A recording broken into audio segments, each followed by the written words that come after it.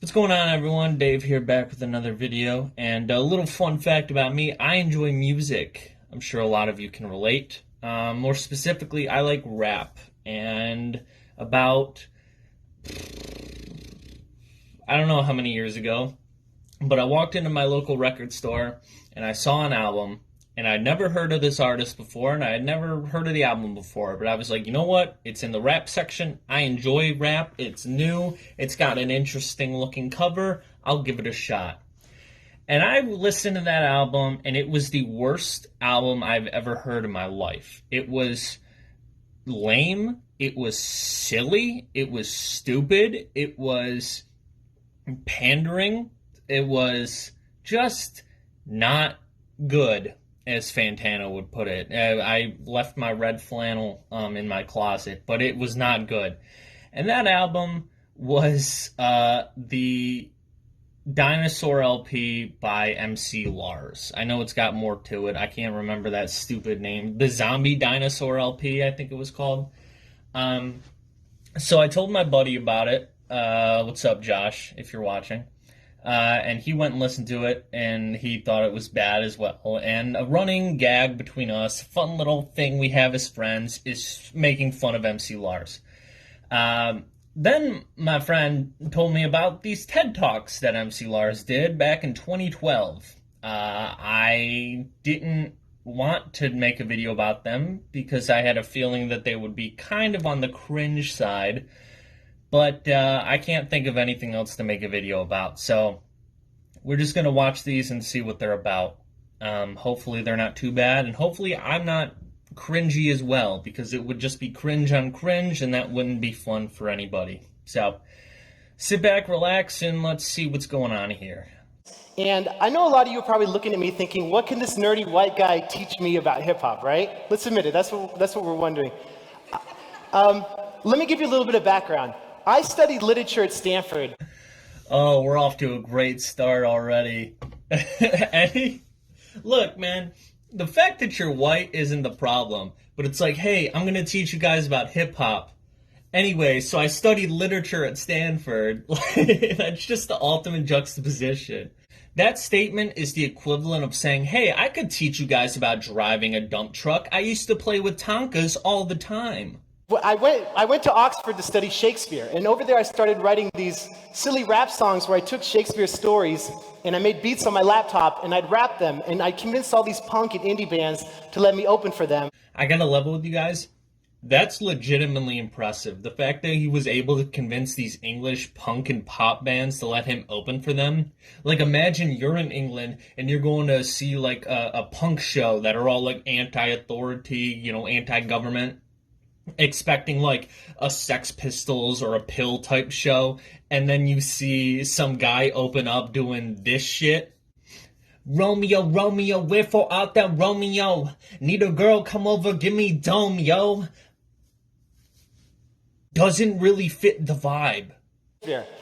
He would take old stories and recreate them for the popular culture of Elizabethan England. One of his most famous plays, Hamlet, written in 1600, was actually based on an old Danish play called Hamlet. Oh, Shakespeare really shook up the mold on that one, huh?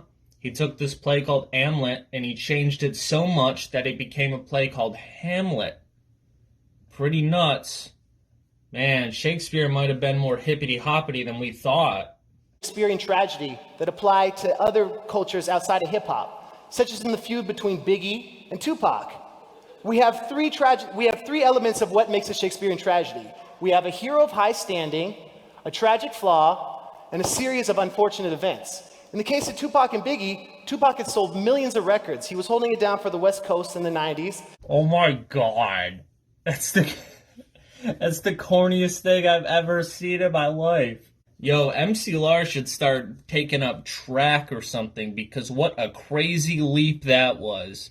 I just want to paint a picture for you guys. It's the 90s. You're chilling in a coffee shop. You're reading the paper or listening to the radio or watching the news. They had the news back then, right? I think they did. And you're watching like people report upon this crazy feud that has high implications, not just on music, not just on rap, but as society as a whole. And you see some pretentious motherfucker sitting there in an ascot with like those tiny John Lennon glasses, being like, with sipping his tea, being like, you know, this reminds me a lot of Shakespeare. You just want to punch that guy in the face for being the most pretentious douche on the planet. I know I would. Another example of Shakespearean tragedy, Macbeth. So if we Yo, chill, you're in a theater. You can't be saying that, dude. Macbeth, Yo, stop. Macbeth's Bro. in Macbeth, Yo, shut the fuck up. Everyone's gonna die in that theater, dude. witches kind of fit a drum pattern that I built on reason. So if we look at the chant of the witches, double, double, toil and trouble, fire, burn, and cauldron bubble. The cadence of that fits the typical rhythm of a house beat.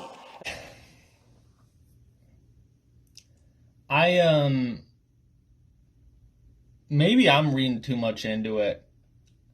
But why do I feel like he's just colonizing rap? Double, double, toil and trouble, fire, burn, and cauldron bubble. Fair is foul, foul is fair. We must warn you, Macbeth, beware. Double, double, toil and trouble, fire, burn, and cauldron bubble. Fair is foul, foul is fair. We must warn you, Macbeth, beware. That's kind of the equivalent of what's going on here. This is literally, and it makes sense that he wrote this in high school. But then the stuff you write in high school, you burn and you never show anybody because it's not good. I don't know. It's just mad corny. So another MC I want to introduce you guys to, who actually lived in the Bronx, but 125 years before Kool Herc, is our man Edgar Allan Poe. What? This is the type of shit that, like, you see in high school. You get those pretentious-ass theater kids that, like, make a formal stance that they don't like rap. Like, I'm sure you guys have met those people before where it's just, I don't like rap. I don't like anything about it, and I'm not changing for anybody. I do like Lil Dicky, though. I do like Lil Dicky. He's funny. He's funny because he's, like, funny. He's not just talking about money and girls and, like, cars. He's different. My favorite MC is Edgar Allan Poe. Yo, shut the fuck up, Bradley. So rap with me. I'm going to count you off. We're going to come in on 4. We're all going to rap all 3 levels, Edgar Allan Poe. 1, 2, 3, 4. Once upon a midnight dreary, while I pondered, weak and weary. TEDx is popping. Woo! Yeah. Bunch of old white people rapping Edgar Allan Poe. We're popping off, baby. We're popping. Woo! Sampled by Public Enemy and Fight the Power. I'm going to count you in, and we're going to rap the first line of The Raven over Public Enemy. This is going to be sick. Check it out. The lyrics are there to help you out if you forgot them. Okay, you guys ready? Here we go. 1, 2, 3, 4. Once upon a midnight dreary, while I pondered, weak and weary. Yeah, for sure, man. Super smart idea you got going on there. Taking Fight the Power by Public Enemy, a song that incorporates a lot of samples and allusions to the, you know, African American and black communities, a song that deals heavily in civil rights, and basically turning against, you know, fighting against the government, fighting against injustice, and pairing that up with noted racist Edgar Allan Poe's little poem. That's so super sick, man. Super smart. Definitely makes a lot of sense. Yep. So cool. Definitely fits. Upon a midnight dreary, while I pondered, weak and weary. Give yourselves a round of applause. Once upon a Ooh, that was fun. I liked that. A lot. Rap actually, honestly, may not be that bad. I can tell my son he can start listening to it again. It actually might be pretty hip. See, I'm down with it. I'm down with it, Jacob. I'm down with it. And then they get home later. Hey, Alexa. Watch this. Hey, Alexa, play Drake. Drake station from iHeartRadio. Alexa, stop the music. I forgot I had one of those. So I wasn't planning on that happening. Please give it up for the RFKLA Hip Hop Collective. This is the Mask of the Red Death. They produced this song and made the video, and it's awesome. You guys can come out. Yeah.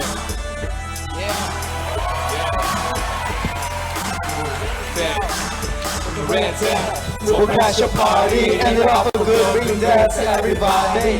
The red man, we'll crash a party, end it off a good ring dance to everybody.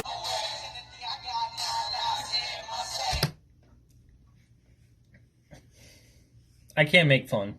I can't make fun. These are kids and they're learning something through rap. Now, would I prefer that they learned other stuff than Edgar Allan Poe?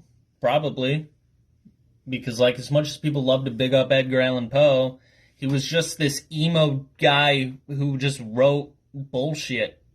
Dear Diary, Vanessa didn't want to see my raven again, and also I have this really cool bird on my shoulder. She also ditched me to hang out with one of the guys who worked on the Cobble Hill Tunnel in New York City, completed January 1st, 1845, about a month before this poem or whatever I'm writing was released. There, you've already learned more than this poem will ever teach you. I hope in 100 years somebody makes this into a rap. That's all I ever want, ever. I really hope that my rhyme structure makes it into a hippity-hoppity song, because that's all I ever want out of life, even though I don't know what that is yet. Anyway, Mom, bring more cookies, because I am just an emo twat that people seem to like for some reason. Yours truly, Edgar Allan Poe. This was a diary entry that turned into a letter somehow. Anyway, I have no idea what sound is or what music is because those haven't been invented yet, but hopefully someone compares me to Tyler, the Creator, whoever that may be. Okay, bye. Kisses. XOXO, Edgar. I can't make fun of this because, like I said, they're learning something. And also, I'm not completely blameless. I sat here and I made fun of MC Lars's corny attitude for however long this video turns out to be.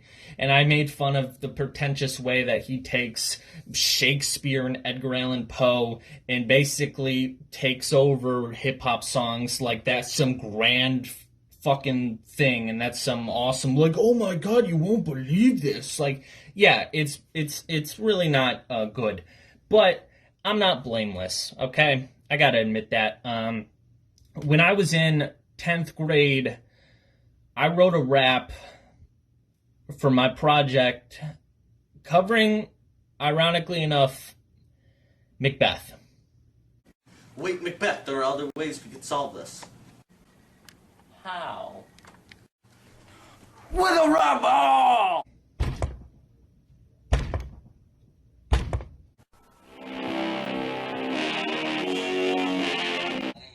No, can't do it. I'm sorry. I'm a pussy.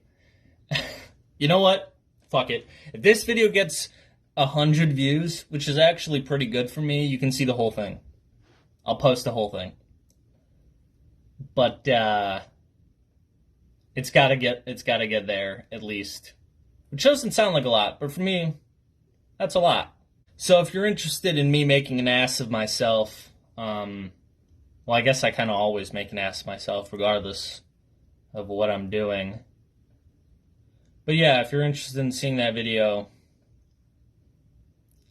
this video's gotta do well. What am I talking about?